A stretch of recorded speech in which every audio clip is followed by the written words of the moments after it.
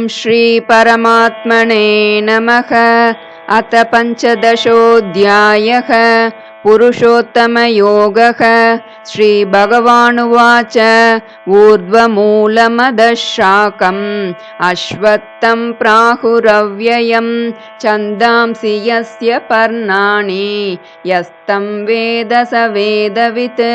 अधश्चोर्ध्वं प्रसृतास्तस्य शाखा गुणप्रवृद्धा विषयप्रवालाः। अधश्च मूलान्यनुसन्ततानि कर्मानुबन्धीनि मनुष्यलोके। न रूपमस्येह ततोपलभ्यते नान्तो न चादिर्न च सम्प्रतिष्ठा। अश्वत्थमेनं सुविरूढमूलम् असङ्गशस्त्रेण दृढेन चित्वा ततः पदं तत्परिमार्गितव्यं यस्मिन् गता न निवर्तन्ति भूयः। तमेव चाद्यं पुरुषं प्रपद्ये यतः प्रवृत्तिः प्रसृता पुराणी। निर्माणमोहाजितसङ्गदोषा अध्यात्मनित्या विनिवृत्तकामाः। द्वन्द्वैर्विमुक्ता सुखदुःखसंज्ञैः गच्छन्त्यमूढाः पदमव्ययं तत्। न तद्भासयते सूर्यो न शशाङ्को न पावकः यद्गत्वा न निवर्तन्ते तद्धाम परमं मम।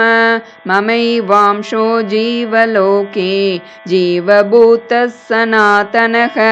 मनःषष्ठानीन्द्रियाणि प्रकृतिस्थानि कर्षति। शरीरं यदवाप्नोति यच्चाप्युत्क्रामतीश्वरः गृहीत्वैतानि संयाति वायुर्गन्धानि वाशयात्। श्रोतं चक्षुस्पर्शनं च रसनं घ्राणमेव च अधिष्ठाय मनश्चायं विषयानुपसेवते। उत्क्रामन्तं स्थितं वापि भुञ्जानं वा गुणान्वितं विमूढानानुपश्यन्ति पश्यन्ति ज्ञानचक्षुषः।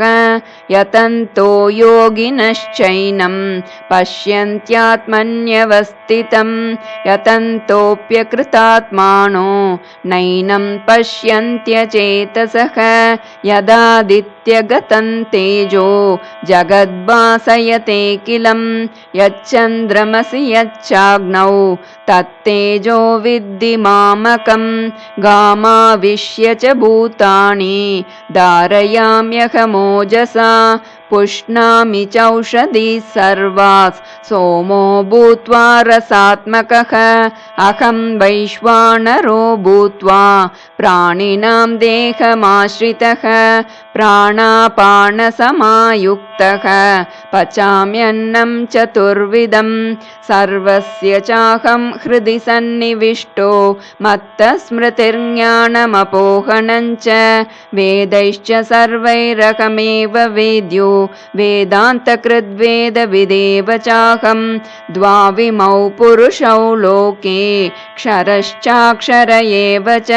क्षरः सर्वाणि भूतानि कूटस्थोऽक्षर उच्यते। उत्तमः पुरुषस्त्वन्यः परमात्मेत्युदाहृतः यो लोकत्रयमाविश्य बिभर्त्यव्यय ईश्वरः। यस्मात्क्षरमतीतोऽहम् अक्षरादपि चोत्तमः। अतोऽस्मि लोके वेदे च प्रथितः पुरुषोत्तमः। यो मामेवमसम्मूढो जानाति पुरुषोत्तमं स सर्वविद्भजति मां सर्वभावेन भारत। इति गुह्यतमं शास्त्रम् इदमुक्तं मया नघ। एतद्बुद्ध्वा बुद्धिमान् स्यात् कृतकृत्यश्च भारत। ॐ तत्सदिति श्रीमद्भगवद्गीतासु उपनिषत्सु ब्रह्मविद्यायां योगशास्त्रे श्रीकृष्णार्जुनसंवादे पुरुषोत्तमयोगो नाम पंचदशोऽध्यायः।